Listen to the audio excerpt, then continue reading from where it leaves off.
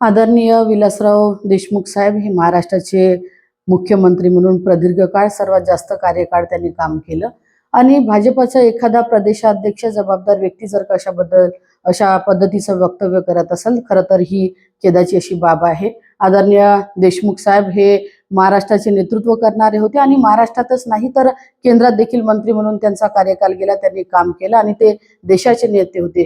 काँग्रेसची विचारधारा, काँग्रेसचं सगळे पक्षाची बाजू खंबीरपणे मांडण्याचं काम हे आदरणीय देशमुख साहेबांनी केलं आणि त्याच्यामुळे आज देशमुख साहेब आपल्यात हयात जरी नसले तरी त्यांचे विचार, त्यांची प्रेरणा ही माझ्यासारख्या नवख्या खासदारांना खरं तर प्रेरणा देणार आहे। त्यांच्या विचारावरती पावलावरती पाऊल ठेवत आम्ही काम करत आहोत आणि मला अभिमान या गोष्टीचा आहे की आदरणीय विलासराव देशमुख साहेबांचा वारसा आजही धीरज भैया असतील किंवा अमित भैया असतील ही लातूरमध्ये तो वारसा ते जपत आहे आणि त्याच्यामुळे विलासराव देशमुख साहेबांचं नाव पुसण्याचा विषय जो काही या ठिकाणी प्रदेशाध्यक्ष बोलत आहे, खरं तर हे चुकीचं आहे। विलासराव देशमुख हे व्यक्तिमत्व या महाराष्ट्राच्या जनतेच्या मनातून कधीही न पुसल्या जाणार असं व्यक्तिमत्व आहे। ते कायम प्रत्येकाच्या आणि प्रत्येक काँग्रेसच्या कार्यकर्त्याच्या मनात घर करून जाणार आहे। त्याच्यामुळे त्यांचं नाव हे कदापिही पुसल्या जाऊ शकत नाही।